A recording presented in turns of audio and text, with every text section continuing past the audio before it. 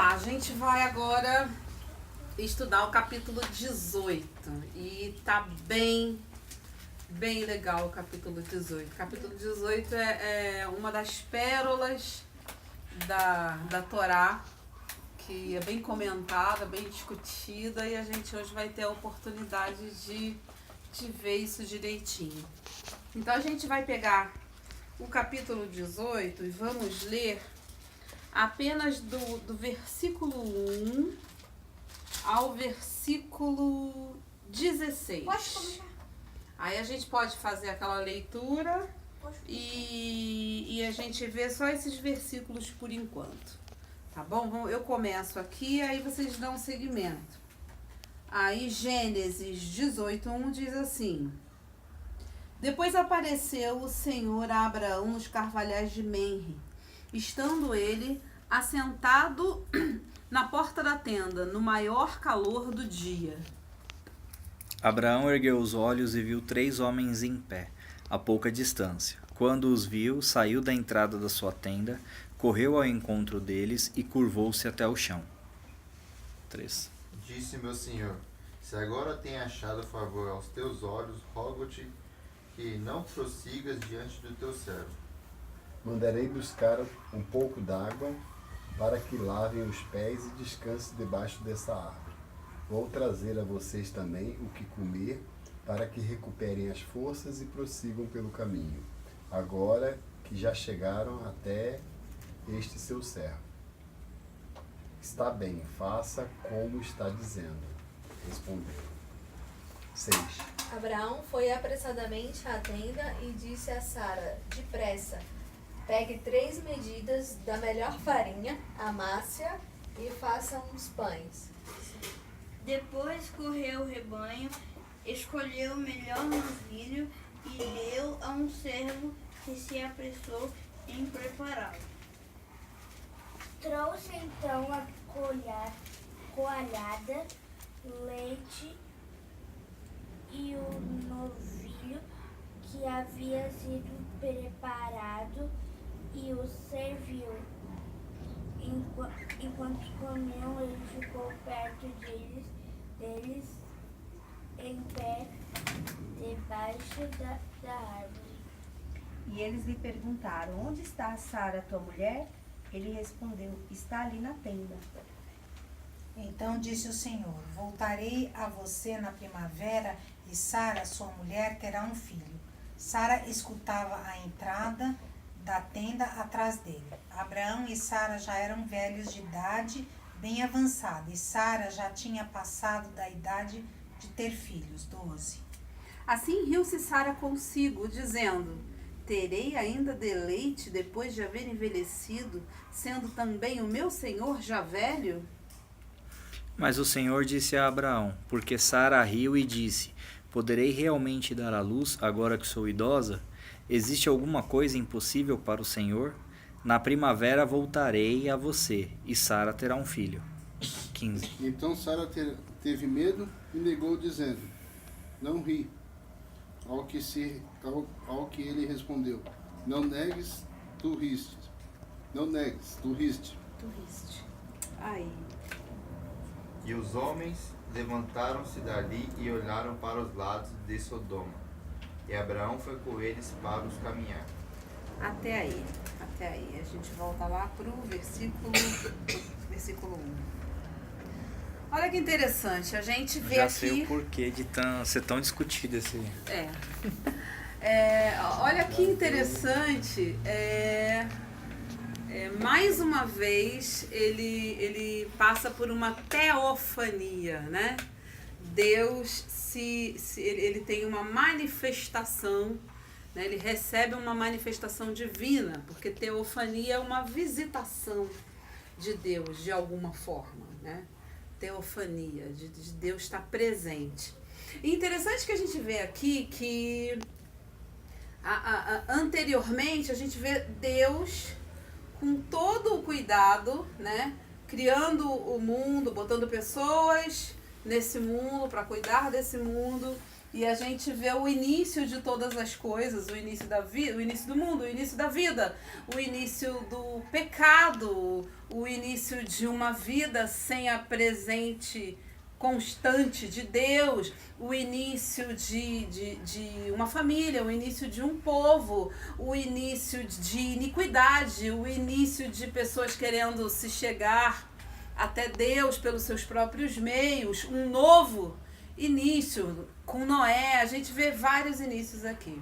E aí a gente vê Deus cuidando esse tempo todo das pessoas de uma forma geral, globalizada, tomando conta de todo mundo, né? Se revelando a todo mundo, aplicando justiça em todo mundo.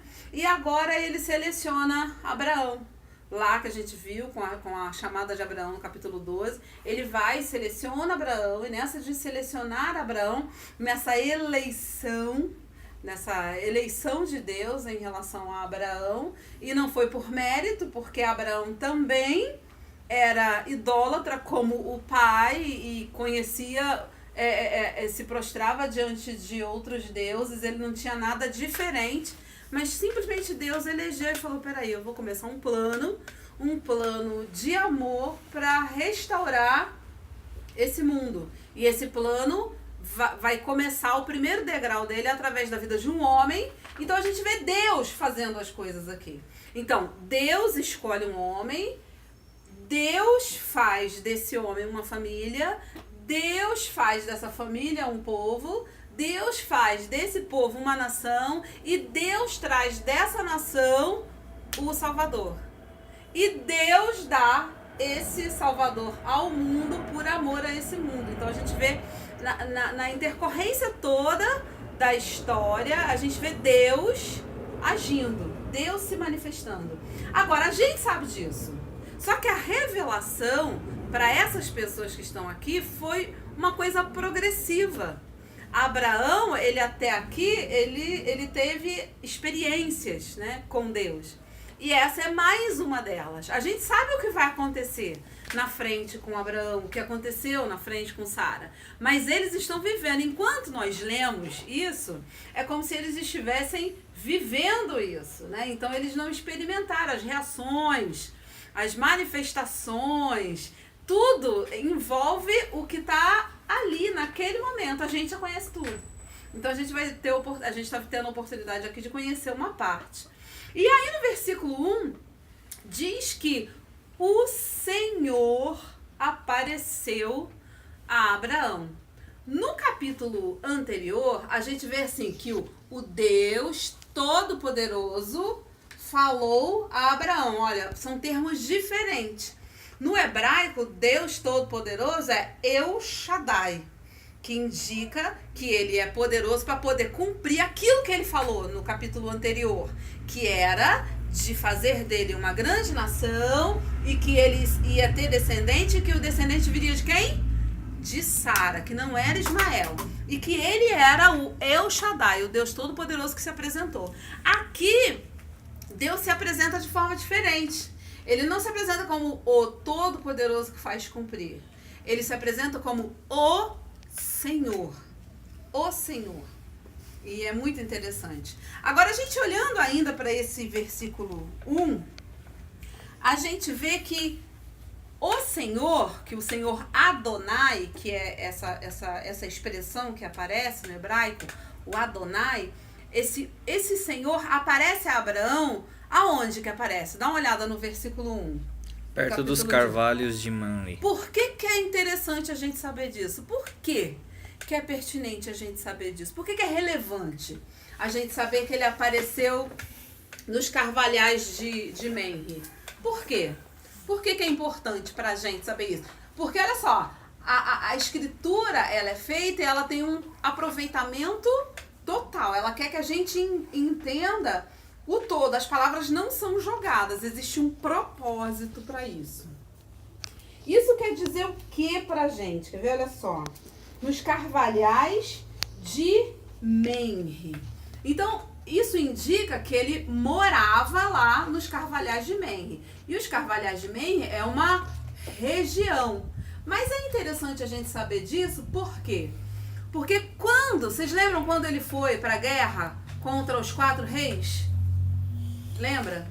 E que lutou e que venceu e que em seguida ele ficou com medo. E ele habitava naquela região, nos carvalhais de Menri. E ele ficou com medo, por quê? Porque se os 4 reis resolvessem revidar, o que ia acontecer? Ele não tinha muro para poder defender, ele morava em tenda, ele estava totalmente vulnerável. E Deus aparece a ele e fala o quê? Olha só, não temas, não tenha medo, você não precisa ter medo, porque eu sou o seu escudo. Eu é que vou te defender. E ele creu. E ele estar morando no mesmo lugar é um indicador de que de verdade ele creu. Ele não procurou um lugar mais seguro para poder morar. Ele não foi procurar um lugar mais alto, mais baixo, ou perto de uma outra cidade para poder se defender. De verdade ele creu, ele ficou de boa na mesma região. Ele não se moveu, né? Ele não se moveu. Então por isso que é interessante falar a respeito do local que o Senhor apareceu a ele, porque é o mesmo local onde Deus falou para ele, olha só, você não precisa temer, porque eu sou o seu escudo. Aí ele aparece nesse local onde ele mora, nos carvalhais de Menri, né? E aí ele está assentado, né, na porta da tenda. E qual que era a hora? Mais quente. A hora mais... Meio-dia. Isso, meio-dia, a hora mais quente do dia. Interessante que ele está sentado ali na porta da tenda de boa, né? Porque imagina, a hora mais quente do dia nessa região é entre 43 a 45 graus, né? Apesar dele ter algumas árvores por perto para poder trazer um frescor, era um local muito quente. E nessa hora do dia, ele estava sentado ali, porque diferente da gente, o dia deles começava antes do sol clarear para poder fazer todas as atividades que eram necessárias, né, os trabalhos do dia, antes que o sol estivesse lá em cima. Então eles faziam todas as atividades para nesse período ter aquela sesta, ter aquele descanso, para quando a tarde caísse, aí com a tarde poderia se voltar às atividades. E ele tá lá de boa, naquela preguiça, né, da hora do dia, né, naquela preguicinha. De certo já tinha feito até as suas refeições, né? A minha mãe conta que na roça eles almoçavam 10 horas da manhã. Então eu acredito até que ele já tivesse até feito sua refeição. Isso. Não, 5 é jantar. Não, às 5 da manhã. Ah, tá. Sim.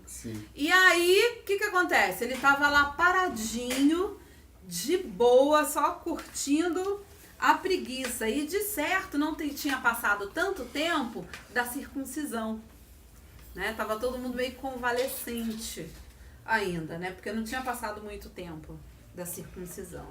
E aí, a gente vê aqui que no versículo 2, que Abraão fez o quê? Como é que tá a versão de vocês? Ergueu os olhos. Que ele levantou, que ele ergueu os olhos. E o que aconteceu? Ele 3 homens em pé à sua frente. 3 homens em pé à sua frente. Distância. Isso que eu ia perguntar. A pouca distância. Na sua frente, a pouca distância. Por que é interessante a gente saber que eles estavam na frente e a pouca distância? Porque estavam bem perto, né? É, mas por que isso é relevante? Mas ele só ia ver quando estivesse perto. Só aprender. Aí é que está. Imagina, ele não viu chegando, ele só viu quando estava perto. Exatamente. Porque se você está sentado na porta da sua tenda, olhando para fora, um pontinho que apareceu a uma certa distância, você conhece toda a paisagem. Você vai ver, tem diferente, tem gente chegando ali, um animal, alguém está chegando ali. E olha que não existiu o barulho que nós temos hoje que interfere em quem está chamando no portão a gente, né? Não é isso. Imagina a delícia do dia. Então, ele levanta o olho e já vê aqueles 3 homens na sua frente. Ele não viu chegar, não chegou, apareceu. É diferente de você acompanhar a pessoa chegando, né? Simplesmente apareceu. apareceu a pouca distância, tipo ali, ó, na porta, a pouca distância. Não foi aqui, foi na porta, né? A pouca distância. E o que o texto fala pra gente? Hã? Que ele se prostrou, é isso? Quando Vendo os viu, saiu da entrada Saiu da sua correndo. tenda, E correu ao curvou-se encontro até o deles e chão. curvou-se até o chão. Curvou e se prostrou.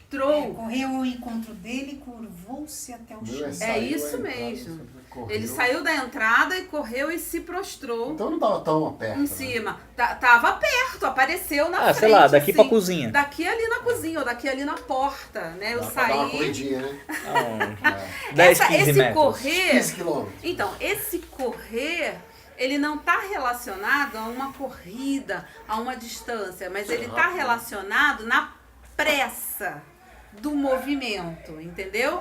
De sair da estática, porque ele saiu da estática, ele estava lá paradão e ele se apressou, ele correu e se prostrou. Eu sabia quem era. E por que será que ele se prostrou? Eram 3 homens e ele vai e se prostra. Só que quando ele fala, o que ele fala? Vamos olhar no nosso texto. O que ele fala? Meu Senhor, se Ah. mereço o seu favor. Meu Senhor. Quantas pessoas tinham ali? 3. 3. Eram 3 homens. Ele né? fala só com Meus senhores, cadê o plural? Ele estava péssimo no Então, português. fala, querida. Pai, Espírito e Não. Não, eram 3 homens. 3 homens. E ele se dirige a um Uma e pessoa fala: só. Meu Senhor. Logo, então, ele se prostrou para aquele lá, pro meu Senhor. Que no hebraico ele usa a mesma expressão, Adonai. Não é um pronome de tratamento, mas é um reconhecimento de senhorio. Meu Senhor. E ali ele se prostra, ele se curva. É interessante que se fosse Adonai um pronome de tratamento, ele estaria sendo muito descortês com os outros 2, né? Porque ele deveria falar, meus senhores, né? Por favor, não sigam adiante sem que eu possa servi-los, né? E o que o texto fala pra gente? Não passe pelos seus servos sem fazer uma parada. Isso mesmo. Não passes de teu servo. Abraão era um homem rico pra caramba. Quantos servos ele tinha? uma pancada. E ele ali estava se fazendo de servo, colocando a carinha no chão e se colocando numa posição de humildade, até de humilhação, né? Falando, olha, meu Senhor, não passa, né? De mim não, por favor, né? Ele se colocou na condição de servo para um daqueles homens. Para um daqueles homens que ele chamou Senhor. E aí, o que ele faz? Manda buscar água para que lavem os pés e descansarem debaixo da árvore. Olha só que interessante, a Bíblia, ela preza, né, tanto a Torá quanto o Antigo Testamento, ela preza muito a hospitalidade. A hospitalidade é uma coisa importante, né? Hebreeus 13, acho que 13:2, 13:5, não sei, Eles fala falam que... com detalhe, né, como é que fala? Do como receber, né? Sim. Animal, Hebreus, ele fala que É o 2 mesmo. É o 2? Ele fala que é tão importante a hospitalidade e a gente deve usar isso, que pessoas, sem saber, já hospedaram anjos. Olha só que coisa interessante. É importante. Hoje em dia a gente não vê com muita simpatia a questão de ser hospitaleiro, de hospedar outras pessoas, principalmente pessoas que você não conhece, que é o caso aqui de você receber, porque nessa região era muito comum, nessa época, você receber viajantes. Por quê? Era comum e era importante. Por quê? Porque o viajante, quando ele vinha, ele trazia informação, ele podia trazer uma mudança para o vilarejo com alguma coisa nova em relação à medicina, medicamento, a tratamento. Ele poderia trazer uma informação de uma praga que tivesse por perto e as pessoas se isolavam. Ele poderia trazer informação de um povo hostil que estava vindo naquela região. Então era importante receber os viajantes, né? E receber bem era uma coisa muito legal. E a Bíblia, ela preza isso, essa coisa de você receber bem as pessoas. E Abraão, ele fala, não, eu vou receber vocês. E interessante que os versículos seguintes, ele não coloca só pro meu Senhor. Aí ele já usa o plural. Vamos prestar atenção? Vamos olhar aqui, ó. Quer ver, ó? Disse... Cadê? 4. Traga-me agora... Cadê? Mandarei buscar um pouco d'água para que lavem os pés e descansem debaixo dessa árvore. Para que lá vem os pés. Aí ele incluiu os 3. Para que lavem os pés, né? Mas e descansa debaixo dessa árvore. Descansa debaixo dessa árvore. Olha só que interessante. E aí eu vou trazer um bocado de pão para que vocês possam renovar as forças de vocês. E, né, depois disso vocês vão passar adiante. Então, o que ele quis dizer com isso? Olha só, vocês vão ficar aqui, eu quero servir vocês. E eu só vou ficar bem depois que eu fizer isso por vocês, né? Aí eu acho uma coisa interessante nisso tudo. Fica claro no texto que Adonai era um deles. E os outros 2 que estavam com ele, 2 anjos. Fica claro isso. Adonai e 2 que estavam acompanhando Adonai. Interessante que Abraão fala, olha, eu vou fazer isso, eu vou preparar um pão, vou lavar os pés de vocês, vocês vão descansar embaixo dessa árvore, né? E aí depois vocês vão poder seguir, né? E o que eles falam para Abraão quando Abraão faz essa proposta para ele? Faça como está dizendo. Faz como você está dizendo, vai. Faz como você está dizendo. Adonai precisava disso? Olha só que interessante. Ele podia muito bem chegar ali, falar o que ele tinha para falar, e ir embora. Fazer o que ele tinha para fazer e ir embora, entendeu? Podia. Porque ele precisa que lá... Oi? Não seria mais fácil? É mais fácil você deixar que o outro faça para daí ter atenção e poder dizer o que você quer. Mas olha Isso só, com qualquer pessoa. Deus, em relação a Abraão, todas as vezes que ele apareceu, ele simplesmente, e disse Deus a Abraão, e disse o Todo-Poderoso E dessa vez a Abraão. ele E dessa vez ele aparece, e das outras vezes ele apareceu também. Tanto é que Abraão, quando olhou para ele, sabia quem ele era. E se prostrou e falou, meu Senhor. E não foi Senhor no sentido de pronome de tratamento, mas foi Senhor Adonai. Então é diferente.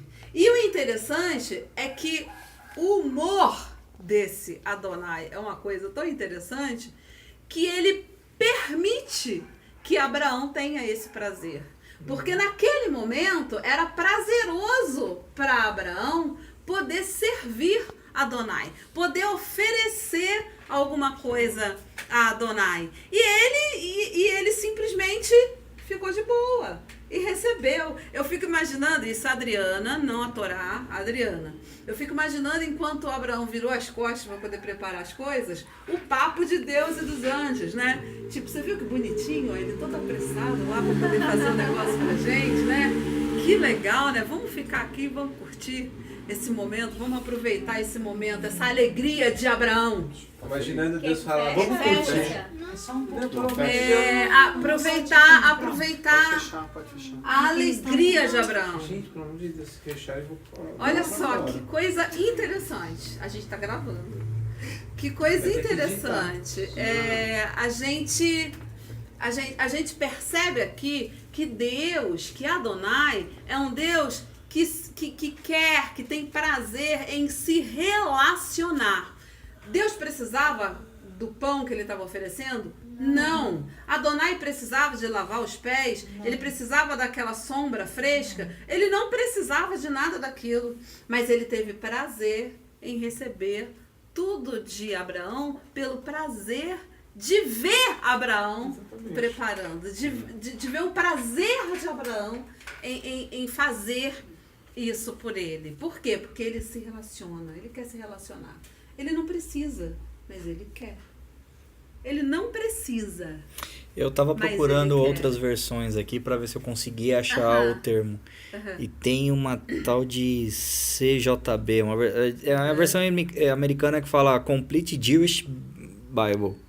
Tipo, acho que é alguma Bíblia do judeu, sei lá, a versão completa do judeu. E nela aparece o termo Adonai. Adonai, é isso aí. Adonai, Senhor Deus, Adonai. E é nesse e é dessa maneira que ele se coloca, né? E eu me lembro que anteriormente até foi a Natália que falou, acho que foi no capítulo 13 que a gente leu, que Deus apareceu a Abraão. E ela falou, nossa, mas Deus nunca foi visto por ninguém. Eu falei, você tem razão. Mas é que Deus se transfigurou em homem para que Abraão compreendesse, porque ninguém pode de verdade ver Deus e continuar de pé nesse mundo de tamanha majestade, de tamanha glória, de tamanha grandeza e poder.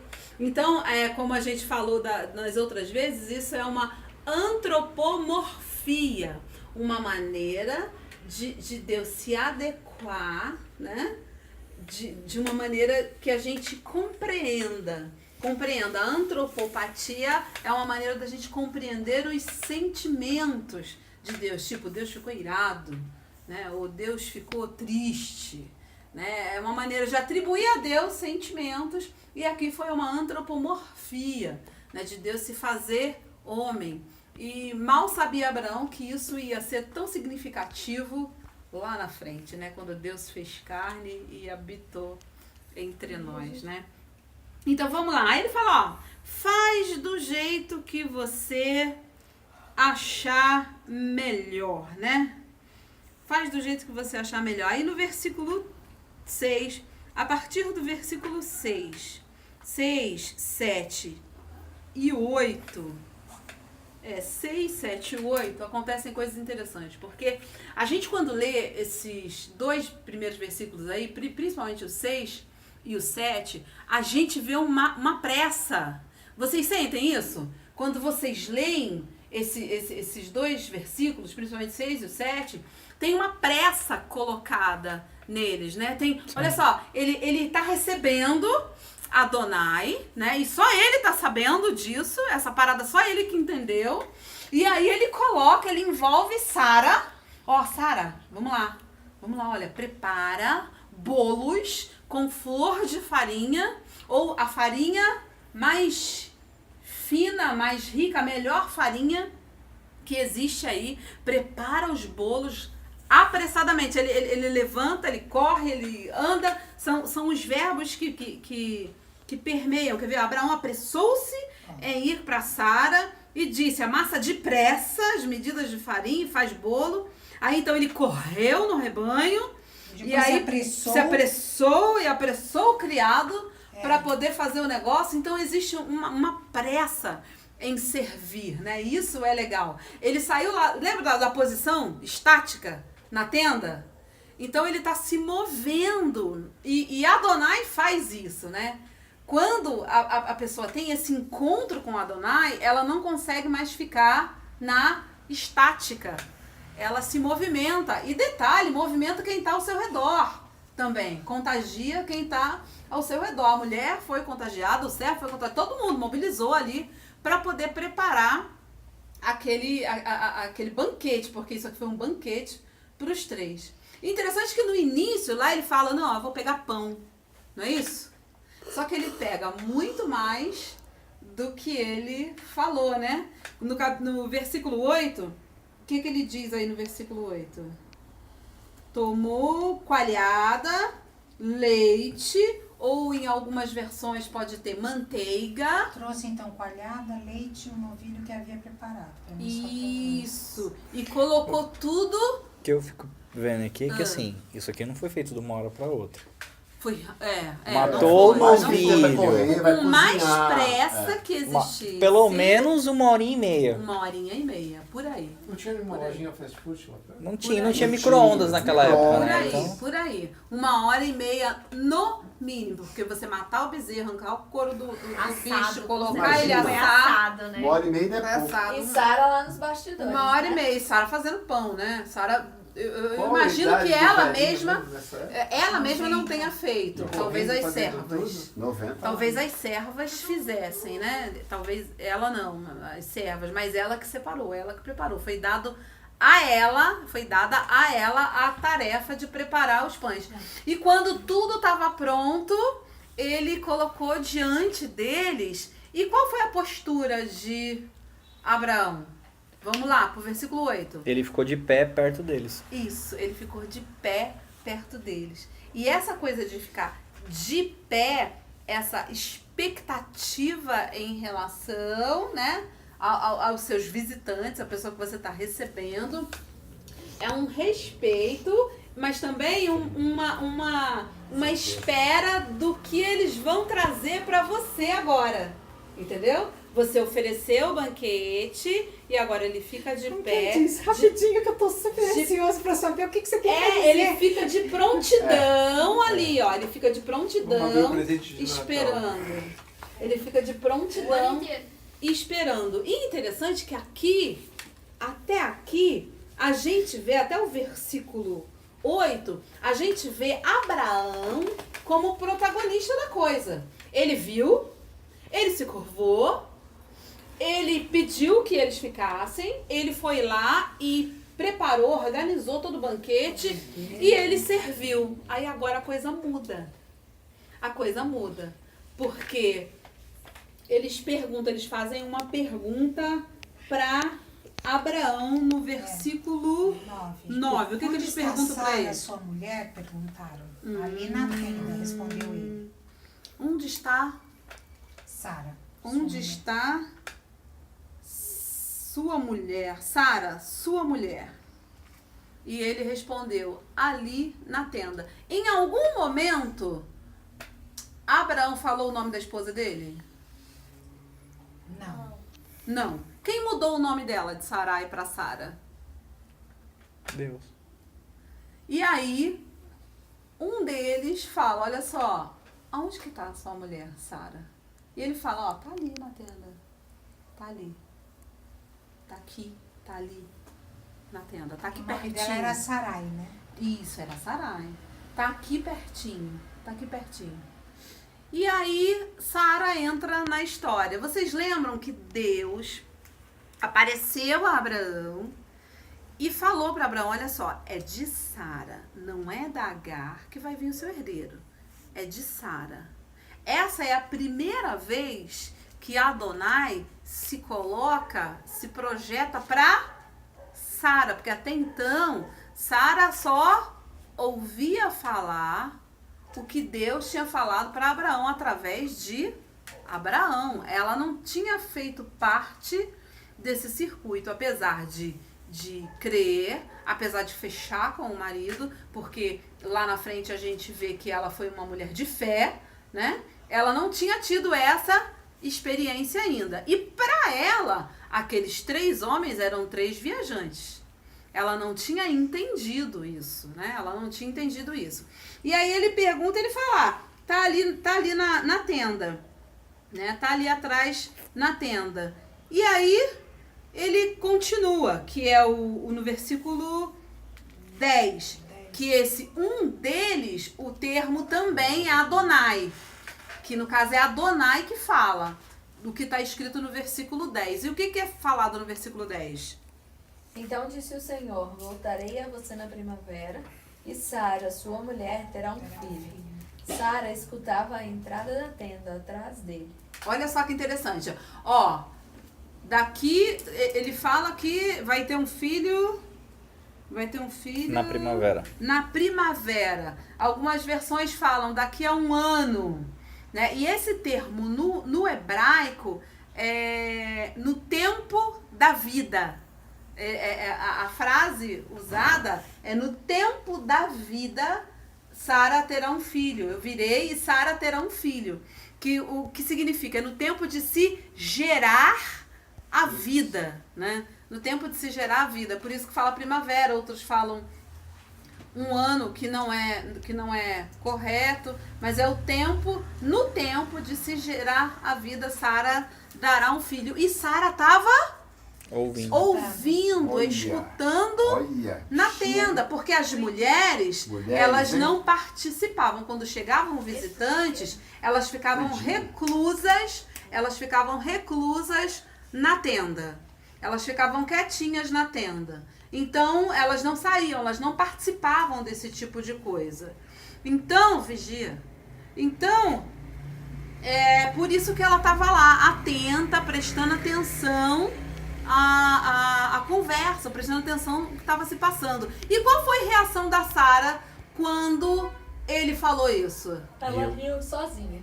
Ela riu sozinha. Consigo mesma. Isso é interessante, porque primeiro no versículo 11, a pessoa que está redigindo, que está fazendo essa redação, ele explica que, olha só, Sara e Abraão já eram idosos. E no caso de Sara já tinha cessado o costume das mulheres, que no caso quer dizer ela não menstruava mais há muito tempo.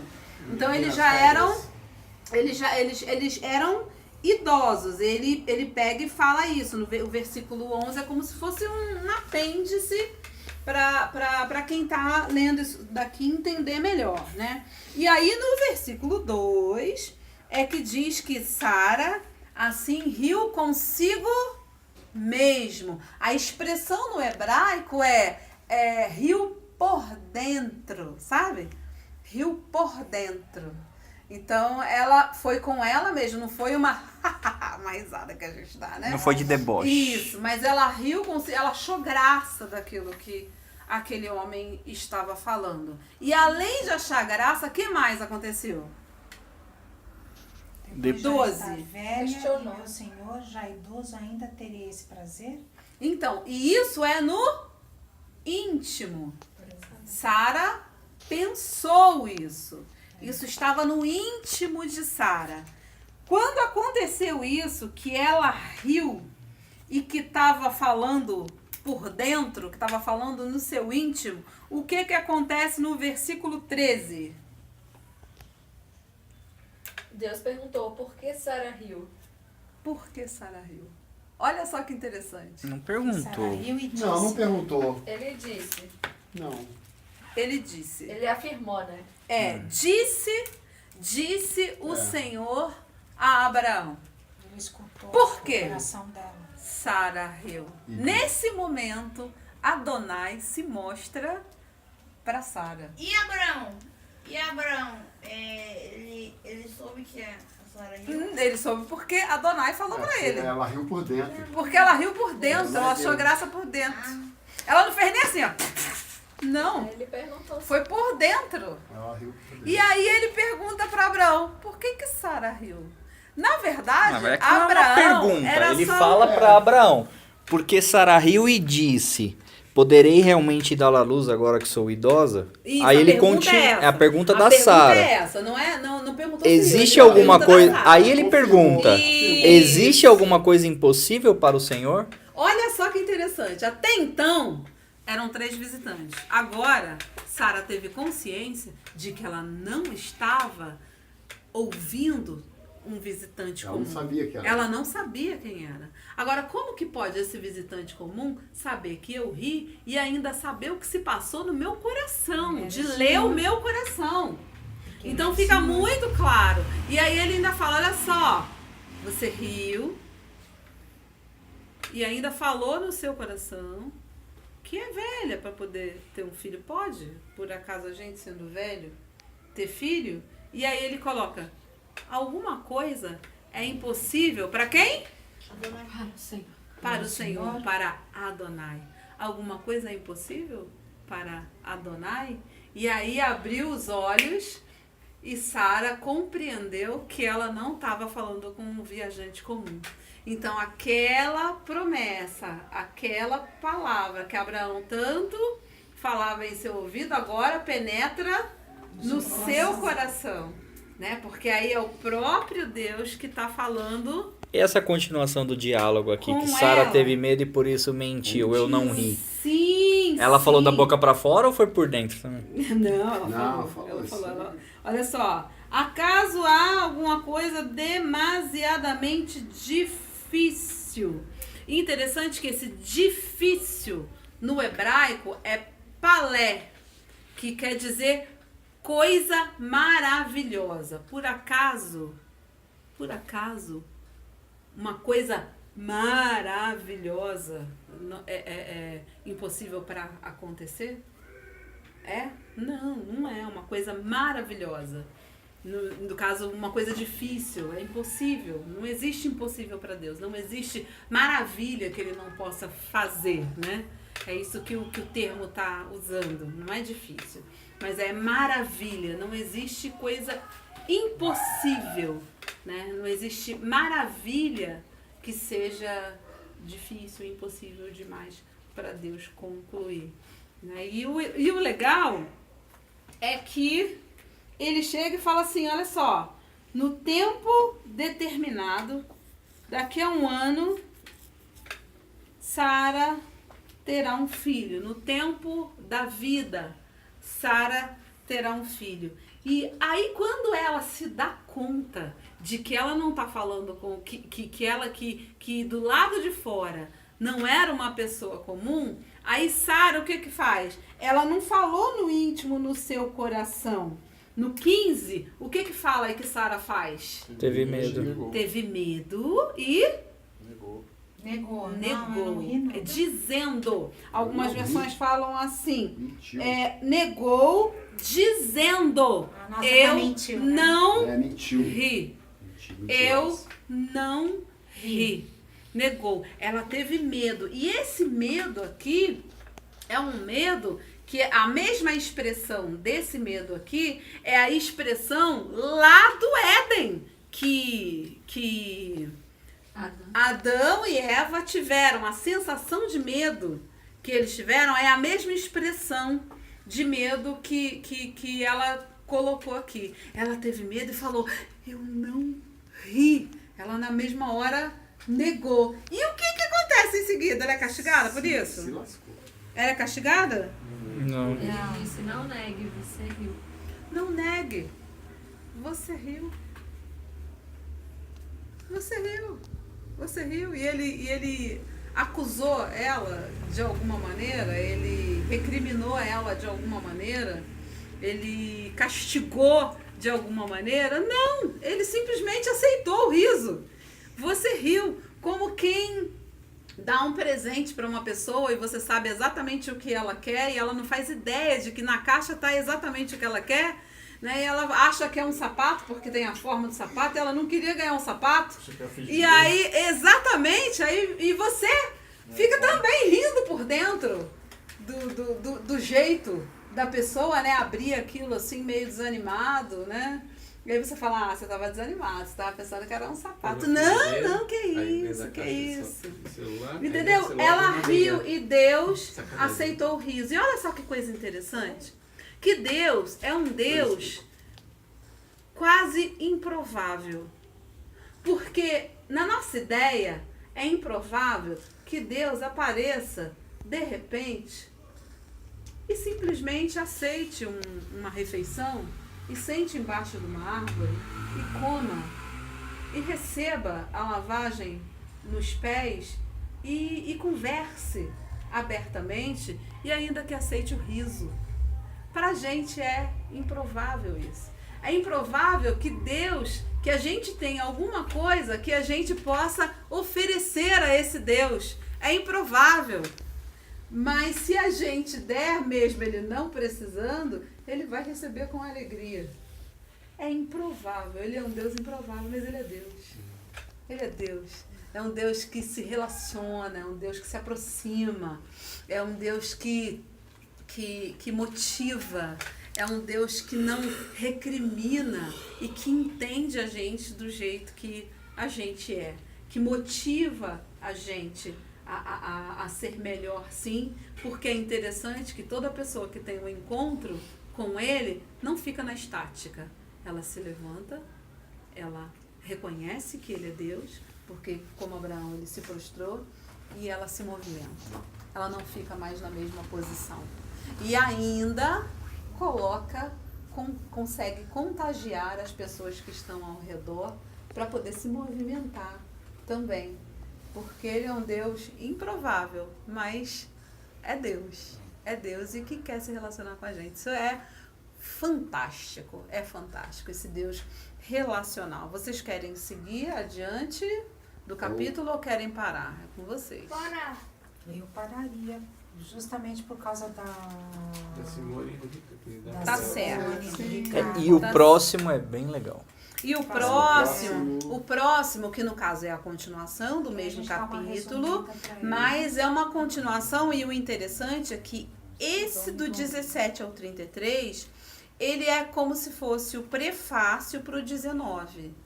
Então ele é como, ele apresenta o capítulo 19. É uma leitura bem rápida, porque os termos são os mesmos, são repetidos, mas o que fica mesmo é a ideia, não é a gramática e a exegese, no caso, não fica. Mas fica a ideia do que quer se dizer nesses versículos, que é interessante, que é como se fosse um prefácio para o capítulo 19. E é muito legal. É muito legal que você vê ele, tipo, testando a paciência. Sim. Deus é improvável, mas é Deus. Vamos orar? Pai querido, nós te louvamos e te bendizemos nessa noite, Deus.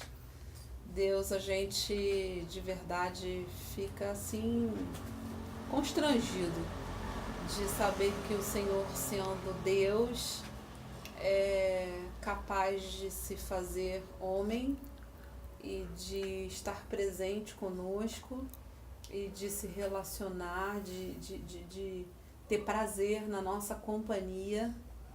E isso é maravilhoso, Senhor. A gente não merece esse tipo de coisa, não.